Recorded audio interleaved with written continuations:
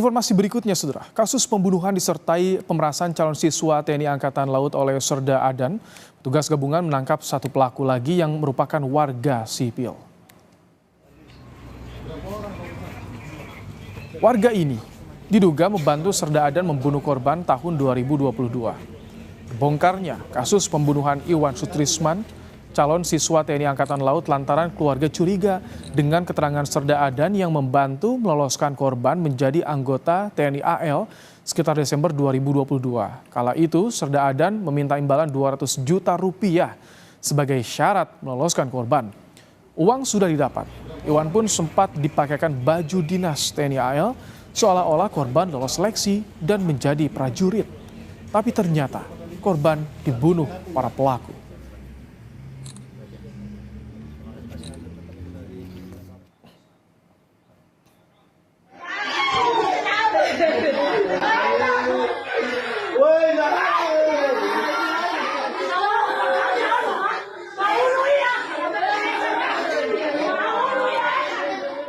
Keluarga korban pembunuhan calon siswa TNI AL yang dibunuh Serda Adan Adian Marsal histeris setelah tahu korban Iwan Sutrisman dibunuh pada tahun 2022 dan baru diketahui tewas pada 2024.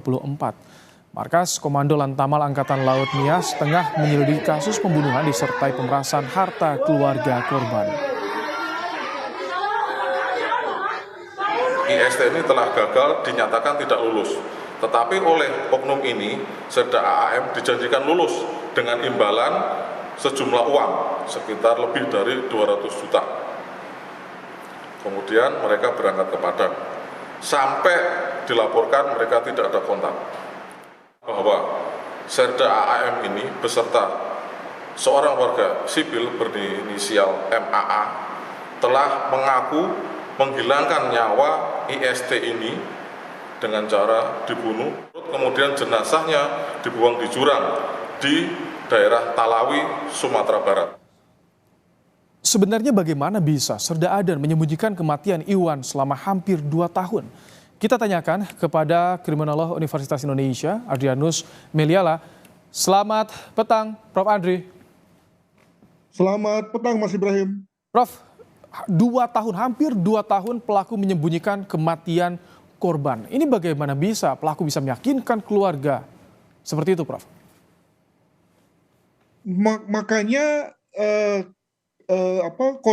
keluarga korban di-fooding ya, atau diberi info terkait dengan korban memakai baju seragam, demikian juga korban dikatakan tengah mengikuti pendidikan, dikatakan juga pada kesempatan yang lain korban telah bertugas. Itu semua adalah usaha untuk mengulur waktu ya, memperlambat, dan juga bahwa korban katanya ditempatkan di tempat yang lain sehingga lalu belum bisa pulang.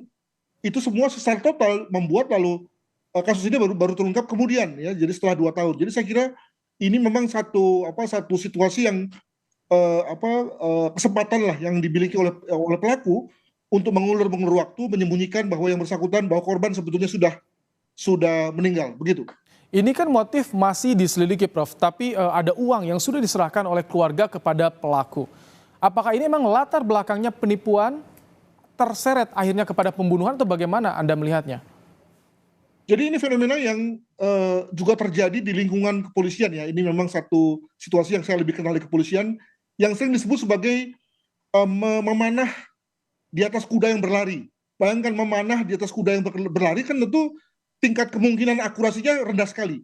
Itu menunjuk satu situasi di mana sebetulnya sang pelaku itu tidak berbuat apa-apa dalam rangka membantu meluluskan yang bersangkutan, meluluskan korban. Ya hanya kebetulan saja, misalnya korban sebetulnya lulus, lalu kemudian dikatakan bahwa itu adalah usaha dari yang bersangkutan, sehingga kemudian lalu uang yang sudah diterima itu kemudian sepenuhnya bisa diambil. Kalaupun tidak lulus, maka kemudian lalu dikembalikan. Toh itu juga misalnya sudah berlaku pada orang-orang lain, ada orang lain yang lulus, jadi lumayan lah begitu ya. Nah, pada kasus ini kan si korban itu dinyatakan tidak lulus, lalu kemudian yang bersangkutan berusaha untuk mengatakan membantu meluluskan. Padahal sebetulnya dia tidak berbuat apa-apa itu, ya. Kesatuan sudah memiliki satu keputusan bahwa yang bersangkutan tidak lulus, tapi kemudian dijanjikan. Nah, setelah dijanjikan lalu uang sudah diterima, maka dalam rangka untuk membuat sang korban ini tidak menuntut, maka kemudian lalu dipakaikanlah seragam, diinfokanlah bahwa yang bersangkutan sudah bertugas, padahal sebetulnya sudah dibunuh. Demikian. Apakah hal tersebut atau hal itu yang tadi Anda jabarkan ini bisa masuk dalam perencanaan pembunuhan?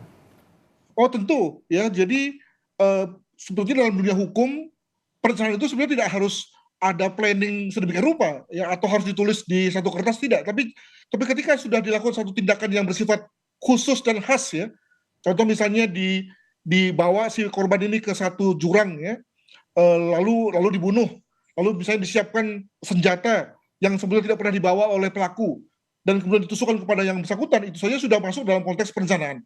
Apalagi ketika misalnya tadi dikatakan bahwa ada orang sipil terlibat, jadi bagaimana orang itu bisa diajak terlibat, itu tentu sudah ada unsur perencanaan yang kemudian bisa ditimpakan kepada serda pelaku ini. Demikian. Dengan adanya unsur perencanaan menyembunyikan kasus kematian korban, ini bagaimana ancaman hukumannya? Akankah ini maksimal yang akan dijerat kepada pelaku ini, Prof? Tentu kepada pelaku yang adalah anggota TNI aktif itu berlaku pidana militer, dan saya tidak berani berkomentar tentang apa yang menjadi ancamannya. Namun kalau terkait dengan orang sipil yang terlibat, tentu saja kemudian juga dapat dikenakan pidana pembunuhan percobaan, pidana pembunuhan berencana, dan tentu pendekatan pasal 340 ancaman hukuman mati misalnya dapat dikenakan padanya. Namun poin saya adalah bahwa bagaimana ya untuk mencegah jangan sampai hal ini terjadi. Karena minat orang untuk masuk menjadi anggota TNI, jadi anggota Polri itu besar sekali, dan ini peluang yang dibaca oleh beberapa pihak sebagai, nah ini kesempatan nih untuk tadi ngerjai orang dengan animo tinggi ini untuk kemudian mendapatkan uangnya, tapi kemudian tidak berbuat apa-apa dalam rangka kelulusan yang bersangkutan. Itu kenapa masih banyak orang yang percaya seperti itu dengan landasan kepercayaan memberikan uang agar lolos? Itu kan malah menimbulkan tadi rentan kriminal.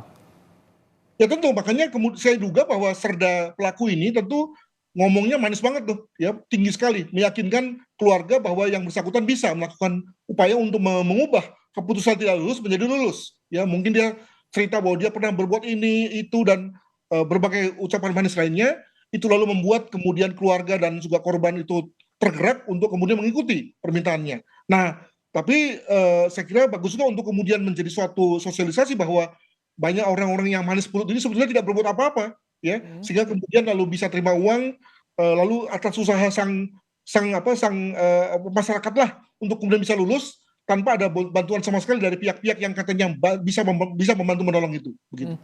Jadi imbauan kepada masyarakat jangan tertipu daya dengan iming-iming memudahkan lulus masuk instansi tertentu ya, Prof. TNI Betul sekali, integritas dari para panitia saya kira cukup baik, ya, sehingga kalau ada orang yang membantu begitu sebetulnya tadi dia sebetulnya hanya menembak, memanah di atas kuda berlari, yang mana sebetulnya dia tidak berbuat apa-apa. Begitu. Baik, terima kasih Prof. Adrianus Meliala untuk pandangannya terkait dengan kasus calon siswa Bintara yang tewas dibunuh di Sumatera Utara. Terima kasih, Prof. Terima kasih.